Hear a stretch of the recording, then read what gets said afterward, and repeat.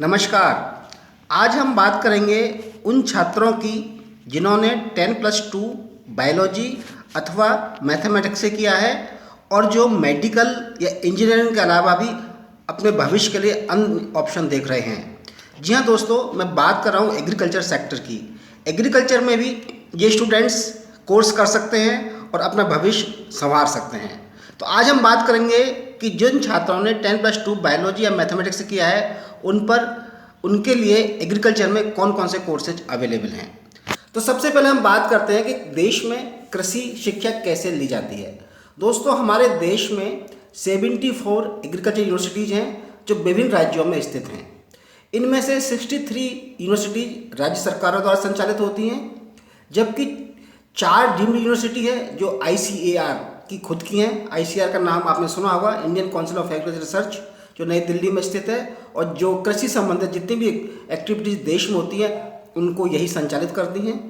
इसके अलावा 3 central universities हैं एग्रीकल्चर की अलग से, वो भी ICAR के अंडर में आती हैं, और 4 ऐसे इंस्टीट्यूट्स हैं जो दूसरी यूनिवर्सिटीज़ में एग्रीकल्चर के कोर्सेज कराते हैं। तो इस प्रकार ये 74 हमारे पास यूनिवर्सिटीज़ हैं जिनमें कई सारे कॉलेजेज हैं और हर साल करीब काफ़ी स्टूडेंट्स UG, PG और PhD प्रोग्राम में एडमिशन लेते हैं। अब आते हैं कि एग्रीकल्चर में एडमिशन कैसे होते हैं। एग्रीकल्चर में ICAR एक टेस्ट कराती है जिसका नाम है AIEEA, all India entrance exams in agriculture, और ये टेस्ट NTA कराती है और इसमें हर साल लगभग 30,000 स्टूडेंट्स अंडर ग्रेजुएट प्रोग्राम में एडमिशन लेते हैं। दोस्तों, जो मैंने बताया कि ICAR में क्या होता है, जो ICAR की अपनी डीम्ड यूनिवर्सिटीज़ हैं या सेंट्रल यूनिवर्सिटीज़ हैं उसमें 100% स्टूडेंट्स का एडमिशन NTA के थ्रू होता है, लेकिन जो स्टेट एग्रीकल्चर यूनिवर्सिटीज़ हैं उसमें 80% स्टूडेंट उसी स्टेट के आते हैं और 20% स्टूडेंट्स दूसरे स्टेट के आते हैं जिनका एडमिशन AIEEA के थ्रू होता है। 2021 तक 15% ICAR से होते थे, लेकिन इस साल उन्होंने बढ़ाकर इसे 20% तक पहुंचा दिया है, जो एक अच्छी खबर है। एलिजिबिलिटी क्या होती है इसमें 10+2 एग्रीकल्चर होगा तो बहुत अच्छा है, लेकिन अगर पास एग्रीकल्चर नहीं है, आप PCB फिजिक्स केमिस्ट्री बायोलॉजी अथवा PCM भी आपके पास है तो भी आप इसके लिए एलिजिबल है। और कई बच्चे जो PCB और PCM का कॉम्बिनेशन PCM भी करते हैं वो तो भी इनके लिए एलिजिबल हैं।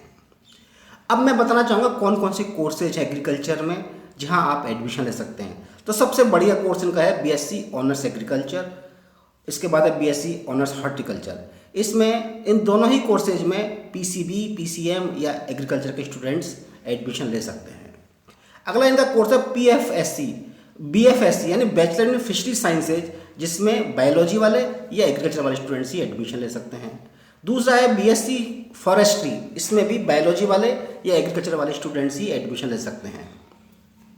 एक होता है कम्युनिटी साइंस, जो कि एक्सटेंशन टाइप का है और लड़कियां इसका बहुत ढंग कोर्सेज करती हैं, उनके लिए भी ये कोर्स अवेलेबल है एग्रीकल्चर में। BSc सेरिकल्चर जो लाख होता है, लेक कल्चर आपने पढ़ा होगा, ये इसमें भी PCB और PCM दोनों ही लोग एलिजिबल हैं। कुछ कोर्सेज इंजीनियरिंग टाइप के भी हैं जिसको एग्रीकल्चर इंजीनियरिंग बोलते हैं हम, तो इसमें हम देते हैं BTech agriculture engineering, BTech dairy technology, BTech food technology. इन तीनों में भी केवल मैथमेटिक्स या PCMB वाले स्टूडेंट्स ही एलिजिबल हैं। और एक नया कोर्स शुरू किया उन्होंने BTech बायोटेक्नोलॉजी, जिसमें बायोलॉजी के भी और एग्रीकल्चर के और मैथमेटिक्स के स्टूडेंट दोनों ही एलिजिबल हैं। दोस्तों, अगर आपने 10+2 PCMB से किया है तो आप सभी कोर्सों के लिए एलिजिबल हैं। इसको अगर दूसरे ढंग से देखा जाए, अगर आपने एग्रीकल्चर से 10+2 किया है तो आप BSc agriculture, BSc horticulture, bachelor in fishery science और BSc फॉरेस्ट्री के लिए एलिजिबल है। अगर आपने PCB किया है 10+2 में तो आप BSc agriculture, BSc horticulture, bachelor in fishery sciences, BSc forestry, BSc community science, BSc sericulture और BTech बायोटेक्नोलॉजी के लिए एलिजिबल है। और अगर आपने PCM किया है 10+2 में तो आप BSc agriculture, BSc horticulture, BSc community science, BSc sericulture, BTech engineering, BTech dairy technology, BTech food technology और BTech बायोटेक्नोलॉजी के एलिजिबल है। तो दोस्तों, बहुत सारे कोर्सेज हैं आप लोगों के लिए, आप इसकी तैयारी करके इसमें एडमिशन ले सकते हैं। अगर आपने PCMB यानी मैथमेटिक्स और बायोलॉजी दोनों कॉम्बिनेशन लिया है तो आप सारे कोर्सेज के लिए एलिजिबल हैं। अब क्वेश्चन आता है कि अगर आप ये एग्ज़ाम दे रहे हैं तो आपको कौन कौन से सब्जेक्ट पढ़ने होंगे। दोस्तों आईसीआर ने 6 सब्जेक्ट होते हैं जिसमें से किसी 3 सब्जेक्ट को चुनना होता है।